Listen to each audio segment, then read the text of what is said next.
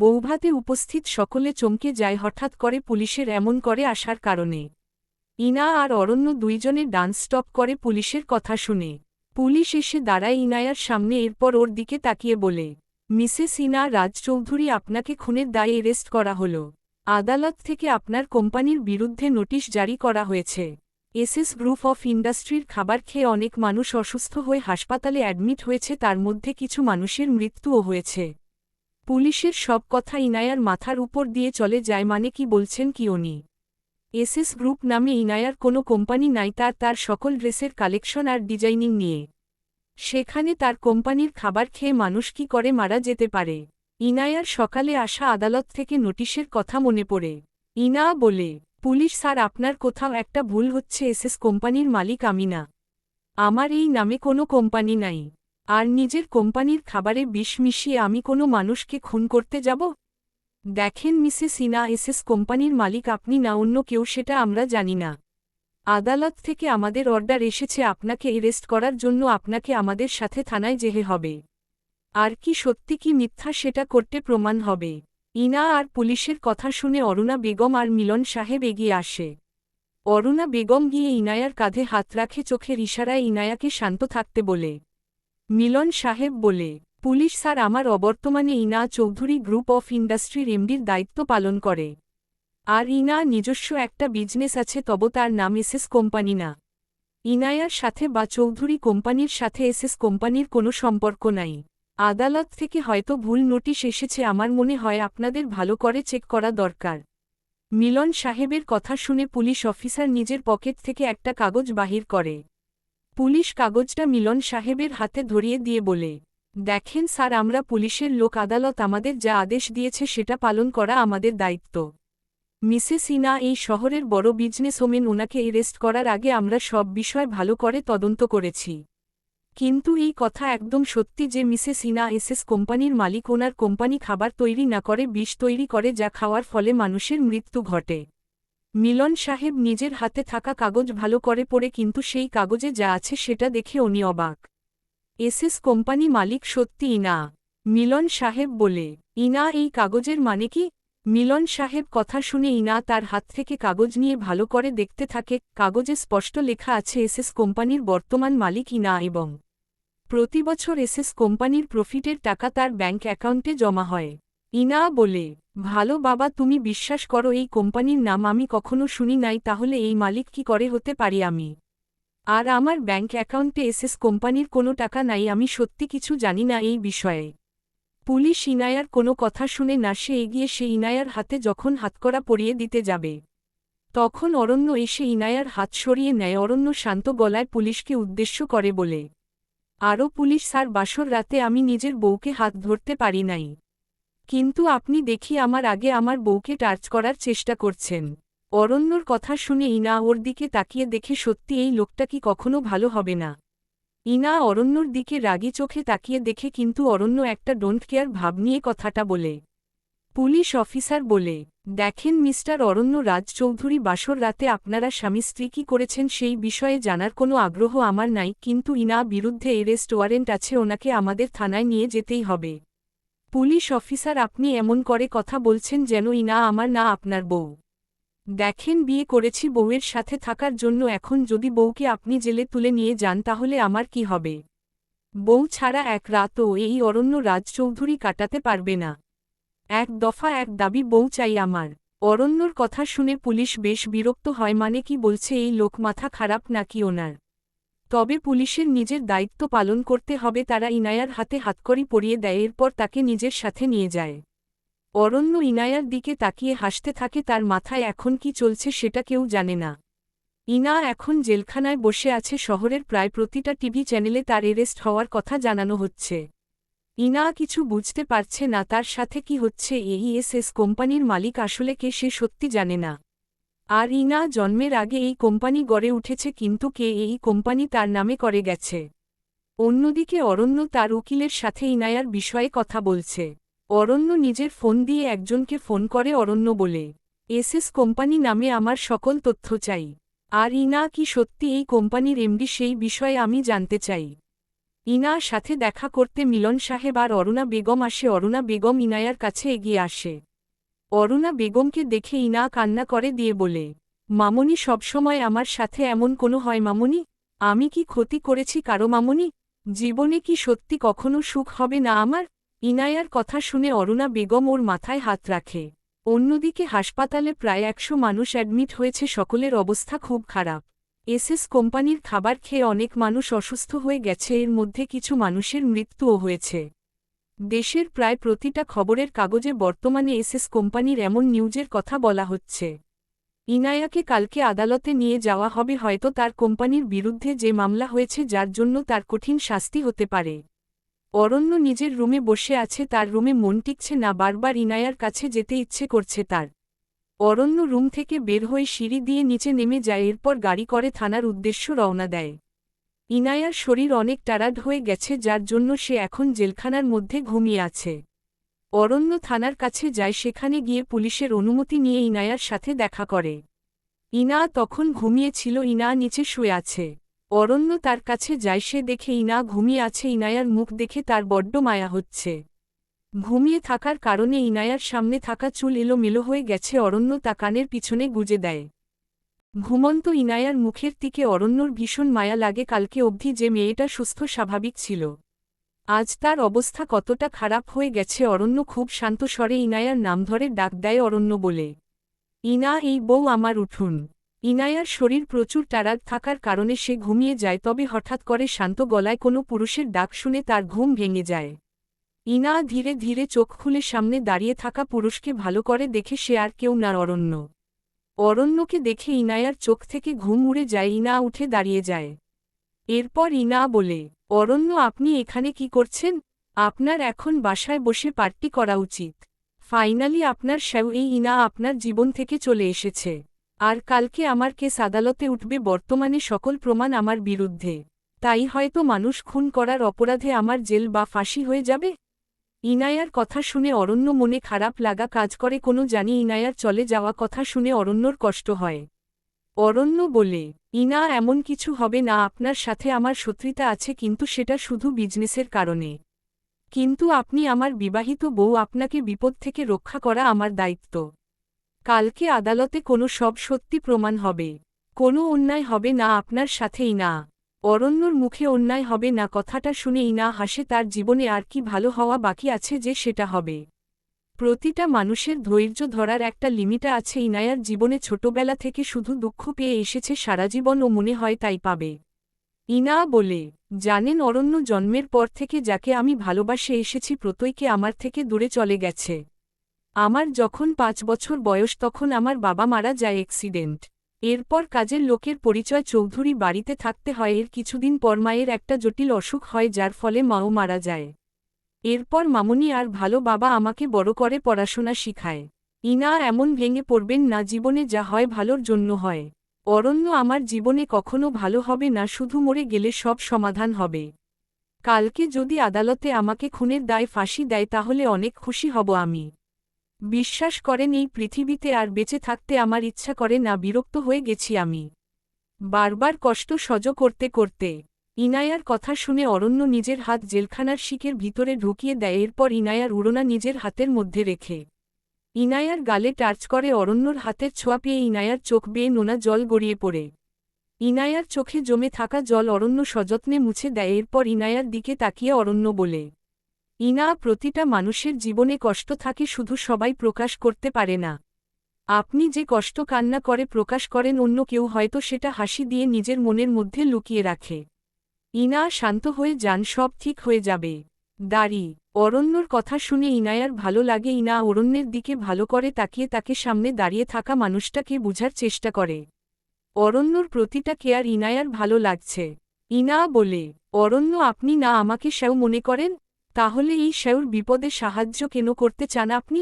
আমার উপর বিশ্বাস করেন আপনি অরণ্য? দাড়ি। ইনায়ার কথা শুনে অরণ্য মুখে একটা ডেভিল মার্কা হাসি দিয়ে বলে, সত্যি বলতে ইনা আমার বিশ্বাস হয় যে আপনি মানুষ খুন করেছেন। মানে যে বউ বাসর ঘরে নিজের জামাইকে খুন করার চেষ্টা করতে পারে, সে অন্য মানুষকে খাবারে বিষ মিশিয়ে খাইয়েও দিতে পারে। অরণ্যর কথা শুনে ইনা অবাক, এই লোক একটু আগে তার সাথে কত সুন্দর করে কথা বলছিল। এখন আবার শয়তানি শুরু করে দিয়েছে ইনা বলে। ইনা নিজের একমাত্র স্বামীকে আপনি খুন করতে চান। উপরওয়ালা, তুমি আমার কপালে কি খুনি বউ দিলে। এখন মনে হচ্ছে 4টা বিয়ে করতেই হবে, এক বউ দিয়ে হবে না আমার। দয়া করে তাড়াতাড়ি বিয়ে করে আমাকে মুক্তি দেন, জঘন্য লোক একটা। ইনা আর অরণ্য দুষ্ট মিষ্টি ঝগড়ার মধ্যে পুলিশ সেখানে উপস্থিত হয়। পুলিশ অফিসার এগিয়ে আসে ওদের কাছে। অরণ্য নিজের হাত ইনায়ার গাল থেকে হাত সরিয়ে নেয়। পুলিশ বলে, অরণ্য সাহেব কেমন আছেন আপনি? আর নিজের বউয়ের সাথে জেলে দেখা করতে এসে কেমন লাগছে আপনার? পুলিশের কথার উত্তর দেয় অরণ্য, বউ ছাড়া আর কি ভালো থাকা যায় পুলিশ সাহেব। আর বউয়ের সাথে মানুষ বিয়ের পর হানিমুনে যায়, আমি না হয় জেলখানায় এসেছি, সমস্যা কি? অরণ্য রাজ চৌধুরী সবসময় একটু আলাদা টাইপের কিছু করতে পছন্দ করে। ওহ তাই নাকি? তাহলে আপনি বললে থানাকে আপনার বাসর ঘরের মতো করে সাজিয়ে দেয়। থানায় হবে আপনার বাসর ঘর? কি বলেন অরণ্য? পুলিশ সাহেব, আমার কোনো অসুবিধা নাই, আপনি যদি বাসর ঘর সাজাতে পারেন তাহলে আমিও বাসর করতে পারি। বাই দা ওয়ে, আমার বউয়ের ভালো করে খেয়াল রাখবেন, ইনা যা চাই তাই যাতে হয়। মিস্টার অরণ্য, এইটা থানা, আপনার বাড়ি না। আর ইনা চৌধুরী একজন অপরাধী, অবশ্যই তাকে শাস্তি পেতে হবে।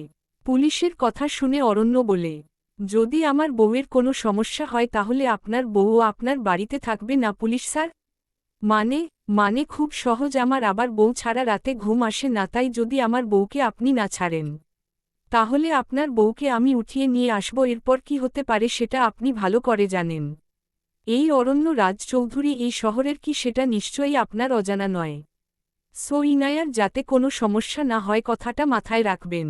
অরণ্য কথাটা বলে ইনায়াকে বিদায় জানিয়ে চলে যায় গাড়ি চালিয়ে নিজের বাড়ির উদ্দেশ্য। ইনা পুলিশের দিকে একবার তাকিয়ে চলে যায় ভিতরে।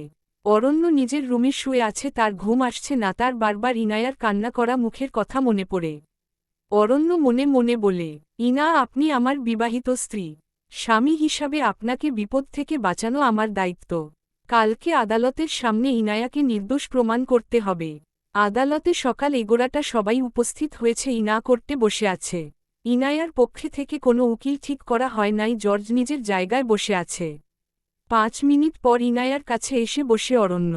অরণ্যর মুখে কোনো চিন্তার ছাপ নাই, ইনায়ার দিকে তাকিয়ে বলে, কি ব্যাপার বউ জামাই ছাড়া রাত কেমন কাটছে? অরণ্যর মুখে এমন কথা শুনে ইনা শোকড হয়ে যায়, এই ব্যাডা কি কোনো পরিস্থিতিতে সিরিয়াস হবে না? ইনা বলে, আপনি কি কখনো ভালো কথা বলতে পারেন না? আজব, এখন চুপচাপ আদালতের রায় শুনেন। আরে আদালত রায় কি শুনবো আমি, সব আমার জানা। সো চিল করেন। আপনার মাথায় কি চলছে অরণ্য? আর আমার জন্য উকিল ঠিক করা হয় নাই কোনো? আমার বউজান সবাই আদালতে লড়াই করার জন্য টাকা দিয়ে উকিল কিনে, আর আমি না জর্জকে কিনে নিব, শুধু দেখতে থাকেন বউ। এই অরণ্য রাজ চৌধুরী গেমটা কি করে খেলে? অরণ্যর কথার মানে ইনা বুঝতে পারে না, এই মানুষটার মাথায় কখন যে কি চলে সেটা কেউ জানে না। আদালতে জর্জ এসে পড়ে, অরণ্য চোখ দিয়ে ইশারা দেয় ইনা মনোযোগ দিতে। ইনা নিজের চোখ বন্ধ করে দীর্ঘ শ্বাস ফেলে এরপর সামনের দিকে তাকিয়ে থাকে। আদালতে জর্জ তার কাজ শুরু করে দেয়, উনি উকিলকে তার বক্তব্য আদালতের সকলের সামনে বলতে বলে। যেহেতু ইনা পক্ষে কোনো উকিল ঠিক করা হয় নাই, তাই একজন উকিল বলবে। ইনা মনে ভয় করছে, কারণ তার কোনো উকিল নাই, আর উকিল ছাড়া তার পক্ষে কথা কে বলবে? আর সব প্রমাণ ইনায়ার বিরুদ্ধে, ওর হার নিশ্চিত। ইনায়ার শরীর কাঁপতে থাকে, মনের মধ্যে হাজারো ভয় বাসা বাঁধে। কিন্তু অরণ্য শান্ত হয়ে আছে, তার মুখে হাসি স্পষ্ট ফুটে ওঠে। অরণ্যকে দেখে মনে হচ্ছে সে কোনো আদালতে না, বরং কোথাও বেড়াতে এসেছে। ইনা অরণ্যর এমন ব্যবহার দেখে অবাক হয়ে যায়। তাহলে কি অরণ্য চাই ইনায়ার শাস্তি হোক? খাবারে বিষ মিশিয়ে মেরে ফেলার যে মিথ্যে অপবাদ দেওয়া হয়েছে তার পিছনে অরণ্যর কোনো ভূমিকা আছে। অরণ্য ইনায়াকে সেও মনে করে, তার জন্য কি অরণ্য ইনায়ার নামে মিথ্যা অভিযোগ দিয়েছে? ইনা অরণ্যর চেহারার দিকে তাকিয়ে কথা সব ভেবে যাচ্ছে, হঠাৎ করে অরণ্যর চোখ যায় ইনায়ার দিকে। ইনায়াকে এমন করে তাকিয়ে থাকতে দেখে অরণ্য হাসি মুখে বলে, ইনা, আমি জানি আমি অনেক সুদর্শন। আর আপনি আমার বিবাহিত বউ, তাই বলে কি এইরকম করে আমার দিকে তাকিয়ে থাকবেন? নিজের বরকে এমন করে নজর দিতে হয় না, ইনা পরে শরীর খারাপ করতে পারে। অরণ্যর এমন কথা শুনে ইনা নিজের চোখ অরণ্যর থেকে সরিয়ে ফেলে। ইনা জানে না এই ঘটনার পিছনে আসল অপরাধীকে, আর ইনার সাথে কে এমন করেছে। কিন্তু অরণ্য তার সাথে এমন করতে পারে তা ইনায়ার বিশ্বাস হয় না। অরণ্য তার সেও, কিন্তু অরণ্য এত খারাপ মানুষও না যে ইনায়ার সাথে এমন কিছু করবে। উকিল ইনায়ার বিরুদ্ধে কথা বলা শুরু করে দিয়েছে, যার জন্য ইনা উকিলের কথায় মনোযোগ দেয়। উকিল টেবিল থেকে কিছু কাগজ নিজের হাতে তুলে নেয়, এরপর উঠে দাঁড়িয়ে জর্জের সামনে আসে। উকিল বলে, মাননীয় আদালত, মিসেস ইনা একজন খুনি। বর্তমান সময়ের সবচেয়ে জনপ্রিয় কোম্পানি এমডি হলেন মিসেস ইনা চৌধুরী। এসএস কোম্পানি বিভিন্ন ধরনের খাবার তৈরি করে বিক্রি করে। খাবারের মান উন্নত করার জন্য তারা খাবারে বিভিন্ন ধরনের বিষাক্ত আর রাসায়নিক পদার্থ মিক্সি করে। উকিলের কথা শুনে ইনায়ার ভয় করছে। অরণ্য বুঝতে পারে ইনায়ার মনের অবস্থা। ইনায়ার মনে ভরসা জাগাতে অরণ্য ওর হাত শক্ত করে ধরে। নিজের হাতে কোনো পুরুষের টাচ পেয়ে ইনা চমকে যায়। হাতের দিকে তাকিয়ে দেখে অরণ্য ওর হাত ধরে আছে। অরণ্য শান্ত স্বরে বলে, ইনা শান্ত হয়ে যান। জীবনের যে কোনো পরিস্থিতিতে শান্ত হয়ে মনে সাহস নিয়ে সমাধান করা উচিত। আপনার দ্বারা যদি কোনো অন্যায় না হয় তাহলে তার শাস্তি আপনার কখনো হবে না। অরণ্যর কথা শুনে ইনায়ার মনে সাহস আসে। সে শান্ত হয়ে উকিলের কথা শুনতে থাকে। উকিল নিজের কথা আবার শুরু করে দেয়। এসএস কোম্পানি নিজের লোভের কারণে খাবারে এমন বিষাক্ত পদার্থ ব্যবহার করে, যার ফলে এই খাবার খেয়ে অনেক মানুষ অসুস্থ হয়ে হাসপাতালে অ্যাডমিট হয়েছে। আর এর মধ্যে প্রায় 30 জন মানুষ মারা গেছে, যার জন্য দায়ী মিসেস ইনা চৌধুরী এবং তার কোম্পানির খাবার। উকিল নিজের হাতে রাখা কাগজ জর্জের কাছে দেয়, এরপর ইনায়ার বিরুদ্ধে আরও অনেক কথা বলে। জর্জ কাগজের দিকে ভালো করে দেখে, এরপর সে সামনে বসা অরণ্যর দিকে তাকায়। অরণ্য নিজের চোখ দিয়ে জর্জকে ইশারা দেয়। সেই ইশারা অনুসরণ করে জর্জ মাথা নাড়ায়। অরণ্য আর জর্জের একে অপরের ইশারার বিষয়টা ইনা খেয়াল করে। ইনা বলে, আপনি জর্জকে ইশারা দিয়ে কি বলছেন? সত্যি করে বলেন অরণ্য, আপনার মনে কি চলছে? শুনুন। ইনা এত বেশি অরণ্যর মনের কথা জানার আগ্রহ প্রকাশ করবেন না। দেখা যাবে এই অরণ্যর মনের ঠিকানা জেনে আপনিও প্রেমে পড়ে যাবেন। এই ইনা আপনার প্রেমে পড়বে অসম্ভব। আর আপনার মনের ঠিকানা জানার কোনো আগ্রহ আমার নাই, জঘন্য পুরুষ মানুষ একটা। ইনায়ার কথা শুনে অরণ্য শব্দ করে হাসে, এরপর জর্জের দিকে তাকায়। জর্জ বলে, মিসেস ইনা এসএস কোম্পানির মালিক, যার স্পষ্ট প্রমাণ এই কাগজ। কিন্তু এই কাগজে মালিক হিসাবে ইনায়ার নাম থাকলেও কোম্পানির কাগজে ওনার কোনো সাইন বা নাম নাই। আর ব্যাংক অ্যাকাউন্ট ভালো করে দেখলে বোঝা যায় মিসেস ইনা অ্যাকাউন্টে নতুন করে টাকা যায় নাই। আপনি এই বিষয়ে কি বলতে চান? জর্জের কথা শুনে উকিল বুঝতে পারে না সে কি বলবে। অরণ্যর আদালতে বসে থাকতে বেশ মজা লাগছে। উকিল বলে, কিন্তু স্যার, মিসেস ইনায়ার কোম্পানি উইটা। কিন্তু কাগজে ইনায়ার কোনো সাইন নাই। তাহলে এই খাবারে যে ইনা বিষ মিশিয়ে তার কোনো প্রমাণ নাই। জর্জের কথা শুনে ইনায়ার মন একটু শান্ত হয়। জর্জ আবার বলে, মিসেস ইনা এসএস কোম্পানির মালিক কি না তা সঠিক জানা যায় নাই। তবে এসএস কোম্পানির খাবার খেয়ে অনেক মানুষ মারা গেছে, যার জন্য ওনাকে শাস্তি অবশ্যই পেতে হবে। ইনা চৌধুরীকে 3 মাসের সময় দেওয়া হলো। যদি উনি এই 3 মাসের মধ্যে নিজের বিরুদ্ধে থাকা অভিযোগ প্রমাণ করতে পারেন, তাহলে ওনার বিরুদ্ধে সকল শাস্তি মাফ করা হবে। কিন্তু যদি উনি না পারেন তাহলে ওনাকে জেলখানায় বন্দী করা হবে এবং ফাঁসির আদেশও দেওয়া হবে। জর্জের কথা শুনে ইনায়ার মনে শান্তি পায়, কিন্তু ফাঁসির কথা শুনে আবার তার ভয় করে। ইনা জানে না এসএস কোম্পানির আসল মালিককে আর তার বিরুদ্ধে এই ষড়যন্ত্র কে করেছে। তাহলে সে কি করে নিজেকে প্রমাণ করবে? যদি 3 মাসের মধ্যে আসল অপরাধীকে ধরতে না পারে তাহলে কি তার ফাঁসি হয়ে যাবে? জর্জ নিজের সিদ্ধান্ত সবাইকে জানিয়ে চেয়ার ছেড়ে উঠে চলে যান।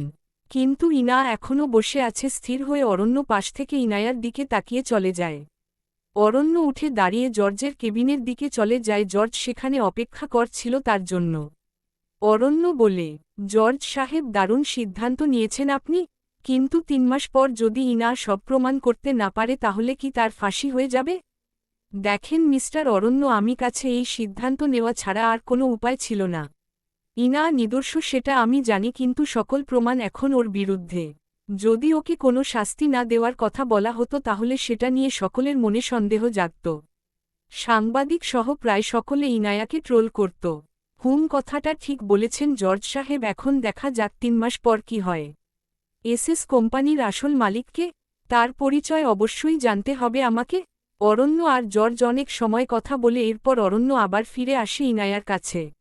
অরণ্য ইনায়ার কাঁধে হাত রাখে আর বলে, ইনা, আমাদের বাড়িতে ফিরে যেতে হবে, চলেন। অরণ্যর কথা শুনে ইনা নিজের জগৎ থেকে বের হয়ে আসে, এরপর উঠে দাঁড়িয়ে অরণ্যর দিকে তাকায়। অরণ্য তাকে চোখের ইশারা দিয়ে বাহিরে যেতে বলে ইনাও তাই করে। আদালতের বাহিরে সাংবাদিকের ভিড় জমে গেছে, সেখানে সকলে ইনায়াকে বিভিন্ন কথা জিজ্ঞেস করে যাচ্ছে। ইনায়ার ভালো লাগছে না এইসব বিনা দোষে তাকে অপরাধী হতে হয়েছে। অরণ্য ইনায়াকে গাড়িতে নিয়ে উঠিয়ে বসায়, এরপর তারা আদালত থেকে বাড়িতে চলে আসে। ইনা রুমে আসে, কিন্তু তার মনে কোনো আনন্দ নাই, শুধু ভয় আছে। অরণ্য হয়তো বুঝতে পারে ইনায়ার মনের অবস্থা। অরণ্য বলে, ইনা যান, ফ্রেশ হয়ে আসেন, আমি আপনার জন্য খাবার নিয়ে আসছি। অরণ্যর কথা শুনে ইনা ওয়াশরুমে চলে যায়, এরপর অরণ্য নিচে এসে ইনায়ার জন্য খাবার নিয়ে যায়। ইনা ফ্রেশ হয়ে এসে আয়নার সামনে দাঁড়ায়, তার শরীরে অনেক ক্ষত আছে। জেলে যাওয়া পর তাকে কোনো জামা দেওয়া হয় নাই, সেই দিনের বৌভাতের জামা সে পরে আছে। ভারী গয়না কারণে তার শরীরে অনেক জায়গায় লাল হয়ে গেছে।